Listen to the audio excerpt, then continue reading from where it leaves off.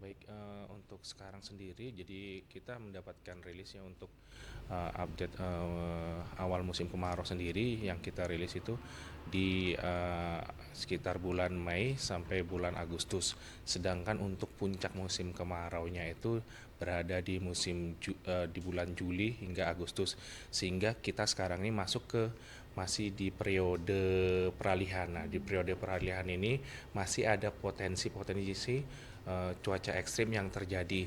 Jadi berdasarkan analisis dinamika atmosfer selama sepekan ke depan tuh jadi diamati ada terdapat Madden Julian Oscillation di Indonesia dan juga gelombang equatorial Rossby dan gelombang Kelvin.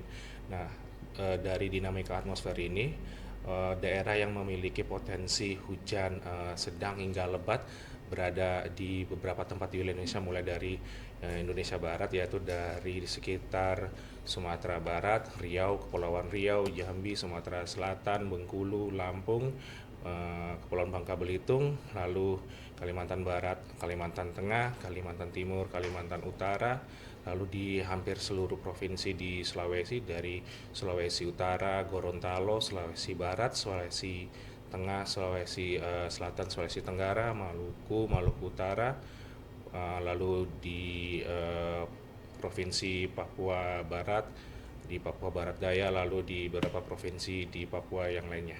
Ya baik Mas, ini untuk potensi hidrometeorologi kan ya, seperti mungkin nantinya akan ada longsor dan lain-lain. Nah mungkin dari himbauan dari pihak BMKG seperti apa sih bagi masyarakat itu agar bisa ditanggulangi? Mungkin kan kalau sekarang bisa dilihat atau dicek di situs BMKG begitu kan, tidak semua masyarakat mengunjungi situs tersebut. Nah mungkin seperti apa nih pendekatan ke masyarakatnya untuk bisa menanggulangi bencana-bencana seperti itu Mas? Jadi BMKG sendiri sekarang sudah mampu ya melakukan uh, prediksi maupun peringatan dini bahkan mulai 3 hari ke depan, lalu seminggu ke depan, 3 hari ke depan, bahkan 3 jam sebelum kejadian cuaca ekstrim itu sendiri gitu. Jadi kami juga bekerja sama dengan beberapa stakeholder. Jadi ketika ada potensi cuaca ekstrim itu terjadi, kita akan menyebarkannya dari beberapa kanal, baik juga dari website maupun dari kanal-kanal lain yang lainnya begitu. Oke.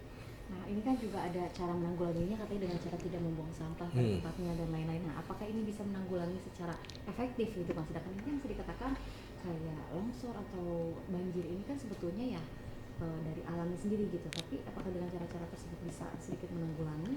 Baik, jadi membuang sampah itu salah satu apa ya, salah satu eh, upaya kita ya untuk memitigasi atau menanggulangi dampak dari bencana hidrometeorologi, karena jika kita dapat melakukan atau membuang sampah pada tempatnya dan itu tidak jadi kita bisa mencegah seperti misalnya drainase yang tersumbat ataupun tidak lancar, karena ya kita tahu ketika drainase tidak lancar maka aliran air dari air hujan itu jika tidak lancar, dan ini akan terjadi limpasan atau terjadi banjir.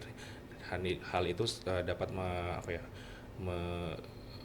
melakukan supaya efektif gitu kan. Hmm.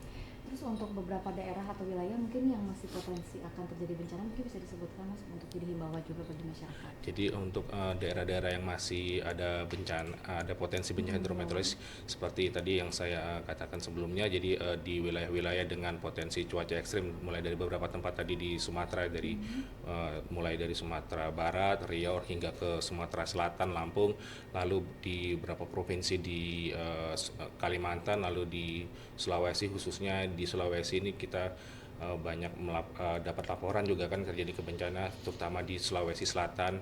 Di beberapa tempat di Sulawesi Selatan terjadi baik banjir maupun longsor, dan di daerah-daerah timur Maluku Utara, Maluku dan Papua itu masih ada potensi. Jadi kita lihat juga apalagi kalau untuk potensi di daerah topografi tinggi itu ya ada potensi longsor kan di lereng-lereng curam, maupun kalau untuk banjir di daerah-daerah, misal daerah-daerah aliran sungai itu ya potensi. Untuk Jakarta sendiri masih tetap Kalau waspada atau Jakarta bagaimana? sendiri untuk beberapa uh, Bulan ke depan? pekan ke depan masih aman sih. Jadi kita potensi hujannya masih relatif di ringan hingga ataupun sedang.